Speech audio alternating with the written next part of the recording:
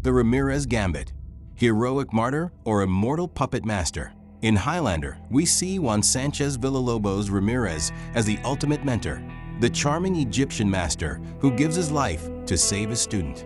But if you look past the flamboyant velvet and the Scottish accent, a darker, more tactical reality emerges. Was Ramirez truly the selfless savior of the Highlander mythos?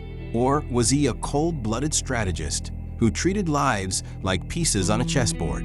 Today, we're exploring a what-if to answer one question. Was Ramirez the true hero of the story or its ultimate villain? The argument for Ramirez as a hero is built on the concept of the calculated sacrifice. By the time he found MacLeod, Ramirez knew his time was up. He was an immortal frozen in the body of a man in his 50s, while his nemesis, the Kurgan, was a powerhouse in his physical prime, growing ever stronger and more powerful with each new immortal essence gained. Ramirez's heroism wasn't just in his teaching, it was in his martyrdom. He knew he could no longer beat the Kurgan in a fair fight, so he executed a debuff that would last centuries. That iconic slice to the throat of Kurgan, it was a permanent physical crippling that even his immortal regeneration couldn't heal.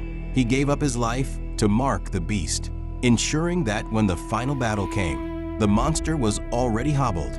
In this light, he is a heroic martyr figure, giving everything to ensure humanity didn't fall into an eternity of darkness.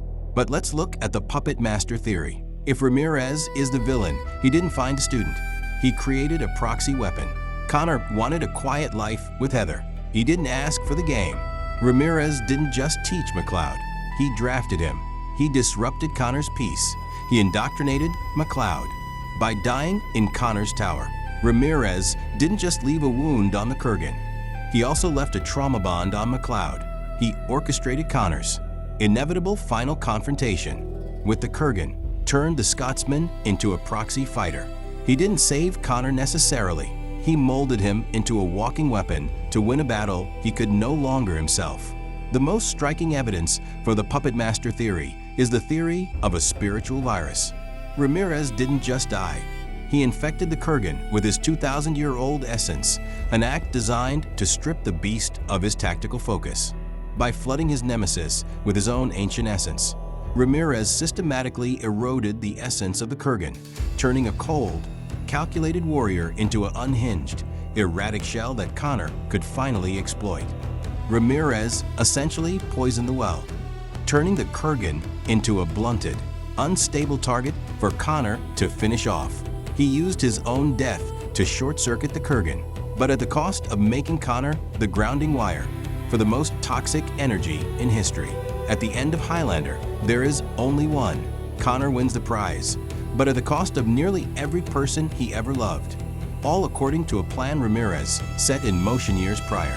So what's your verdict? Was Ramirez the man who made the ultimate sacrifice for the world? Or was he the ultimate puppet master who played a 400-year-long game? Let me know in the comments. Hero or villain?